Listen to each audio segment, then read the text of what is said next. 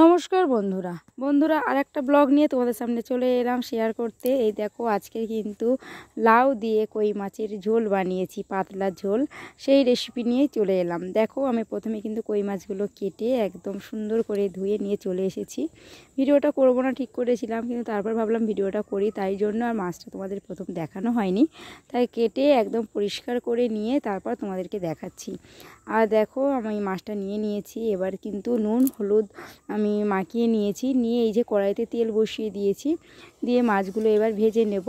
আর যেহেতু কই মাছ দেশি মাছ, একটু মানে যে খুব কড়া করে ভাজা হবে তা না, একটু হালকা মিডিয়াম ভাজা হবে। আর দেখো মাছগুলো কড়াইয়ের তেলের উপর যখন দিয়েছি মাছগুলো কেমন লাফাচ্ছে শুধু দেখো বন্ধুরা। কই মাছের জান বলে না, কই মাছের জান কিন্তু খুব মানে শক্ত, তাই দেখতেই পেলে যখন মাছগুলো কড়াতে দিয়েছি দেখেছো কত সুন্দরভাবে মাছগুলো লাফিয়ে উঠলো। আর দেখো এখন মাছগুলো কিন্তু আমি হালকা করে ভেজে নিচ্ছি। এই যে মাছগুলো আমি ভাজছি। আর প্লিজ বন্ধুরা তোমরা কিন্তু শেষ পর্যন্ত অবশ্যই দেখবে, ভালো লাগলে কিন্তু একটা কমেন্ট করে জানাবে ভিডিওটা কেমন হয়েছে, আর পারলে একটা সাবস্ক্রাইব করে দিও বন্ধুরা। আর ভিডিওটা কিন্তু অবশ্যই শেষ পর্যন্ত দেখো, সবাইকে অনুরোধ করলাম ভিডিওটা শেষ পর্যন্ত দেখার জন্য। অবশ্যই তোমাদের ভালো লাগবে।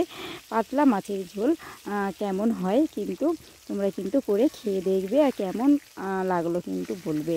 ঠিক আছে বন্ধুরা, আমার তো খুব ভালো লেগেছে, গরম ভাতের সাথে খুবই ভালো লেগেছে। আর এই যে আমার ভাজা হয়ে গেছে, এখন তেলের মধ্যে 5 ফোড়ন দিয়ে দিলাম, কাঁচা লঙ্কা টমেটো কুচি দিয়ে দিলাম। যেহেতু লাউয়ের তরকারি করবো তো সেই জন্য আর পেঁয়াজ কুচি দিলাম না। দেখো এবার আলুগুলোও দিয়ে দিয়েছি। আসলে আমি একটু তাড়াহুড়োর মধ্যে রান্নাটা করছিলাম, আর সেই জন্য তোমাদের সব কিছু ডিটেলস দেখাতে পারলাম না, যতটা পেরেছি দেখালাম। এই যে লাউ কেটে নিয়েছি, দেশি লাউ কেটে নিয়েছি, নিয়ে আমি কিন্তু এবার যে আলুটা হালকা ভাজা হয়ে গেছে তার মধ্যে আমি আদা বাটা দিয়ে দিয়েছি, আদা কোড়া সেটা দিয়ে দিলাম। দিয়ে এই যে দেখো আলুটা আমি বেশ হালকা হালকা ভাজা হয়ে গেছে, তারপরে কিন্তু আদা বাটাটা দিলাম, দিয়ে এখন নাড়াচাড়া করে নিয়ে এবার লাউটা দিয়ে দিয়েছি। এই যে দেখো বন্ধুরা লাউটা দিয়েছি, লাউটা কিন্তু আমি ভালো করে একটু কষিয়ে নেব। দেখো এখন কিন্তু কষিয়ে নিচ্ছি। এই যে প্রায় কষিয়ে নিয়েছি, অনেক ভাজা হয়ে গেছে, ভাজা ভাজা মতো হয়ে গেছে। হওয়ার পরেই কিন্তু আমি লবণটা দিচ্ছি। যেহেতু লাউ রয়েছে ওই জন্যই আমি নুনটা কিন্তু প্রথমে দিইনি, কারণ নুনটা প্রথমে দিলে জল কেটে যেত, লাউটা আরও নরম হয়ে যেত, সেই জন্য আমি নুনটা অনেক পরে দিয়েছি। এবার একটু হলুদ দিয়ে দিলাম। সবজিটা যখন ভাজা ভাজা মতো হয়ে গেছে তখনই কিন্তু আমি নুন হলুদ সব দিলাম। আর যেহেতু আমি কাঁচা লঙ্কা দিয়ে তরকারি করছি, তাই লঙ্কার গুঁড়ো আমি একদম ব্যবহার করলাম না, আমি কাঁচা লঙ্কা দিয়েই তরকারিটা বানাচ্ছি। আর দেখো কালারটা কেমন এসেছে, সত্যি খুব সুন্দর কালার এসেছে। আর দেখো এবারে কিন্তু কষা প্রায় হয়ে গেছে, আমি কিন্তু এবার জল দিয়ে দেবো। তোমরা দেখো যে যেমন ঝোল খাও সেই হিসাবে কিন্তু তোমরা জল দেবে। আমরা যেহেতু একটু ঝোল মতো খাই সেই জন্য একটু সেরকম পাতলা ঝোল হবে সেরকমভাবেই জল দিয়েছি। তোমরা যদি মাখা মাখা খাবে তাহলে কিন্তু তোমরা কিন্তু সেইভাবে কিন্তু অল্প জল দিতে পারো, কোনো অসুবিধা হবে না। ঠিক আছে, দেখো আমি কিন্তু জল দিয়ে দিয়েছি। এবার আমি একটু চাপা দেবো, ঢাকনা দিয়ে চাপা দিয়ে কিছুক্ষণ রেখে দেবো। দেখো তরকারিটা কেমন কালার এসেছে। এই যে মাছ ভাজা আমি তো ভেজে রেখেছিলাম, মাছ ভাজাগুলো একটু পরেই দেব। আর এই দেখো আমি চাপা দিয়ে রেখেছিলাম, এখন কিন্তু ঢাকনাটা খুলে দিলাম। আর দেখো তরকারিটা কেমন ফুটছে আর কালারটা কেমন এসেছে, কালারটা কেমন এসেছে দেখো বন্ধুরা, সত্যি খুব সুন্দর কালার এসেছে তাই না বন্ধুরা। তোমরা কিন্তু অবশ্যই কিন্তু বাড়িতে একবার করে দেখবে।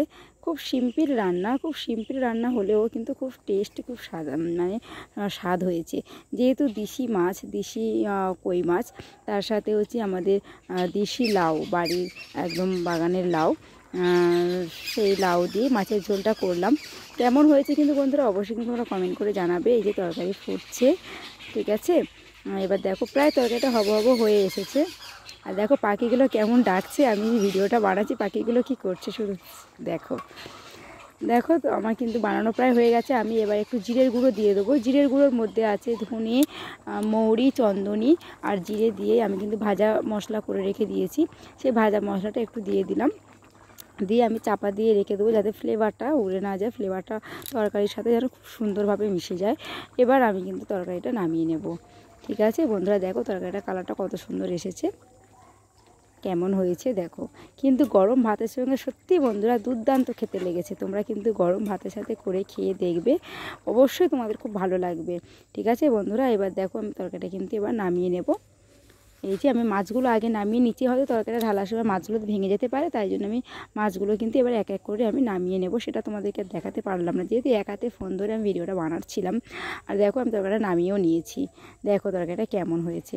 তোমরা এতক্ষণ বন্ধুরা দেখলে ভিডিওটা, তার জন্য তোমাদের অসংখ্য ধন্যবাদ। একটা সাবস্ক্রাইব করে দিও, লাইক করে কমেন্ট করে জানাবে।